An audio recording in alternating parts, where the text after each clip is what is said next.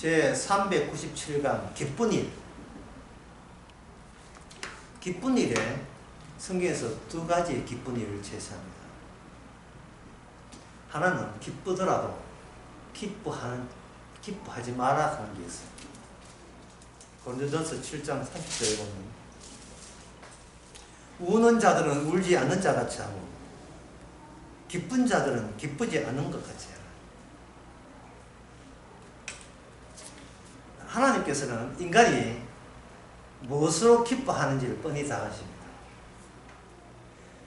하나님의 뜻은 이 세상에 기뻐한다는 것이 오래가지 않다는 것을 우리에게 알려줍니다. 왜냐하면 고린도전서 7장 31절에 보면 세상 물건을 쓰는 자는 다 서지 못한 것 같이 하라. 이 세상의 흔적은 지나갑니다. 옅어지는 거예요. 희미해지고 달아지고 지우개를 지우듯이 점점점 지우없는 거예요. 그러면 웃을 때는 문자로 남기면 히읗되죠. 그 히읗이 점점 더 달아집니다. 완전 뭐 히읗인지 기억인지 분간 못해요. 네가 이 세상을 제대로 알고 지금 네가 웃을 재미가 되냐 이걸 묻는 겁니다. 네가 기뻐서 좋아할 때 그 기뻐야 될 이유를 A4용지 4장으로 내한테 보고하라 뭐 이래 나온다면 우리는 이렇게 해서 기쁩니다 라고 만약에 우리가 이래서 제가 웃었습니다 하게 되면 하나님께서 그걸 받아들고 기뻐하지 마. 그 일 오래 안 가. 세상과 더불어 이 세상은 포말 같아. 거품같이 같이 없어지는 거예요.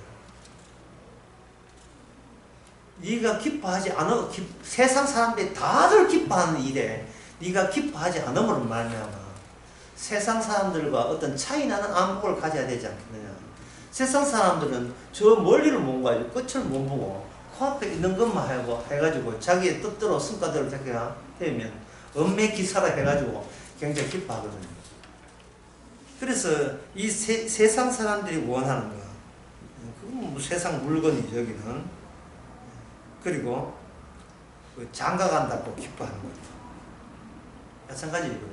장가갈 때 뭐 신랑은 좋아서 입이 째주고 버려지지만 사도 바울은 말하기를 네가 그렇게 결혼해서 아내 얻은 걸 기뻐한다며 그렇게 한다면 그러면 주님의 일은 언제 기뻐한다 이런 식으로 나온 거예요. 사도 바울이 네가 결혼해서 좋다고 좋아하면 그러면 주의 일은 네 기쁨에 의해서 주님의 일이 가로막히고 방해받고 드러나지 않게 되잖아. 네가 네 결혼식으로 인하여 정작 기뻐해야 될 것을 기뻐하지 못하도록 네가 회방질하는 것밖에 더 되냐 라는 식으로 좀 억지스러운 그 같은 틀을 고린도서 사도 바울이 이야기하고 있습니다. 그러니까 사도 바울은 기쁠 때는 기쁘되 너무 오래 끌지 마라 이 말이에요. 마치 세상을 다 얻어서 이걸로 촉합니다는 식으로 세상 끝으로 인하여 뭔가 기뻐하지는 말라는 겁니다. 또 사도 바울 그 마태복음에 보면 마태나 누가복음에 보면 왜 세상으로 기뻐하지 말아야 되냐 하면 이 세상에 마귀가 있어요.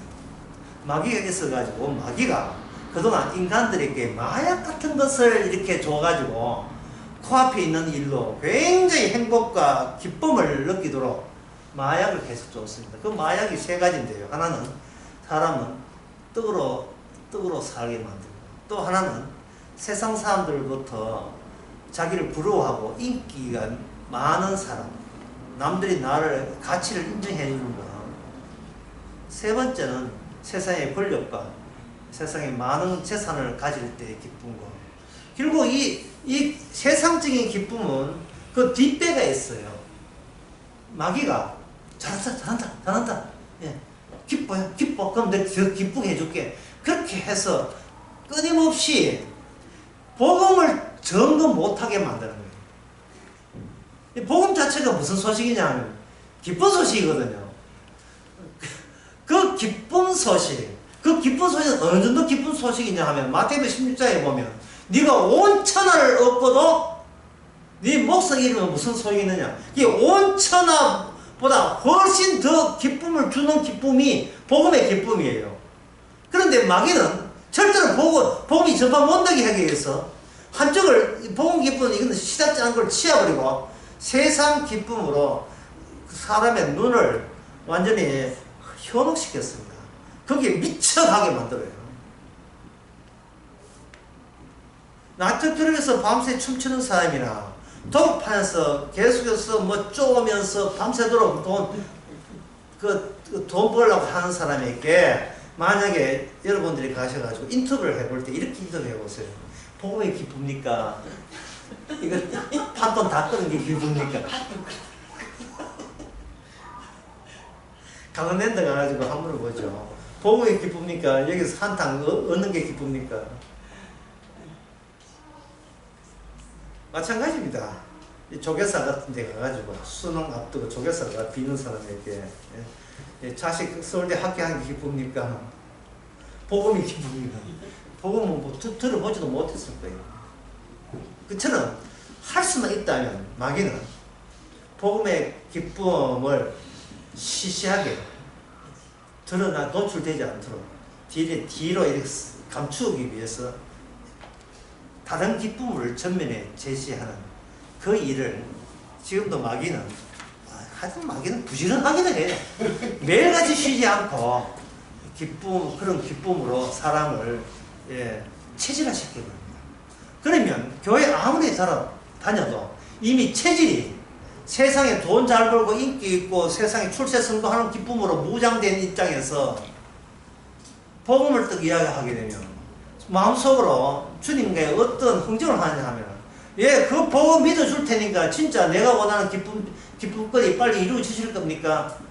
콜 됐어요 주님. 이런 식으로 복음 믿어줄 테니까 진짜 내가 기뻐하는 걸 빠른 시간 내에 들어주시겠습니까? 이런 식으로 마음속으로 흥정이 되는 거예요.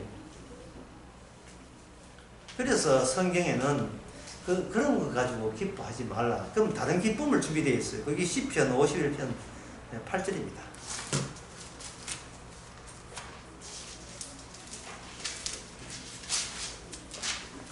시편 51편 8절에 보면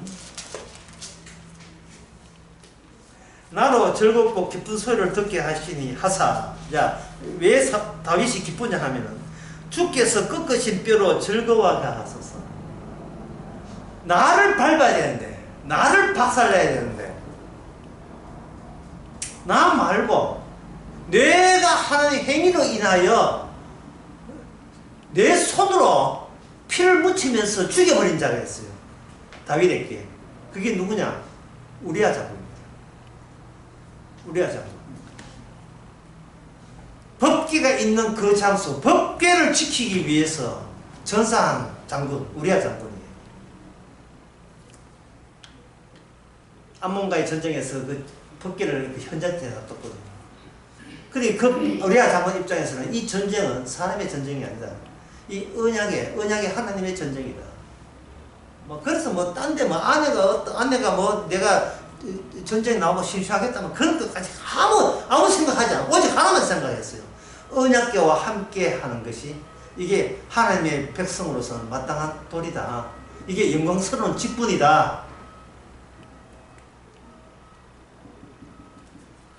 그래서 이 우리아 장군이 전사했습니다. 전사를 했는데 암몬 눈에 보이는 구체적인 이방 나라 암몬에 전사한 게 아니고 이스라엘 왕 다윗이 의해서 전사해버렸어요. 자기가 속해 있는 나라의 왕으로부터 살해당해서 전사해버렸어요. 이게 뭐냐 하면 이게 하나님 전쟁의 진수입니다. 적은 바로 하나님 믿는다는 너희들 이스라엘이 적이라는 사실. 그걸 통해서 이스라엘 왕 다윗은 전혀 다른 왕이 돼야 돼요. 동일한 이스라엘 왕인데 내가 하나님의 원수가 된 입장이구나를 비로소 발견한 그 이스라엘, 다윗처럼 똑같이 똑같이 내가 하나님의 원수라는 것을 자각하는 그 집단의 왕으로서 다윗이 새로 시작하는 거예요. 이스라엘은 우리가 이스라엘하고 노력한다고 이스라엘 되는 것이 아니고 우리의 죄와 우리의 죄로 인하여 하나님의 충실한 종이 죽어버리는 이 영광성 속에서 새롭게 탄생하는 것이 생겨나는 것이 바로 진짜 이스라엘이다. 이 이스라엘을 대표로 누가 증거해요? 다윗 본인이 증거하죠. 이 진짜 기쁜 일은 뭐냐? 내가 하나님의 원수된 자였습니다라는 것을 언제 어디서나 앞으로 10년이 가도 20년이 가도 주께 부르실 때까지 내가 바로 하나님의 원수된 자입니다 라는 고백을 통해서 나로 인하여 죽게 된 그분을 언제 어디서나 항상 내보다 앞장 세울 수 있는 기쁨, 나로 인하여 꺾어진 뼈, 그래서 나로 하여금 태어날 때부터 근원적으로 죄인인 것을 계속해서 추궁할 수 있는 기쁜 소식을 전할 수 있는 그런 분을 내세울 수 있을 때 그게 바로 진짜 하나님의 하신 일의 기쁨에 참여된 기쁨의 성도입니다. 그런 성도의 창조를 우리 하나님께서도 같이 기뻐하십니다.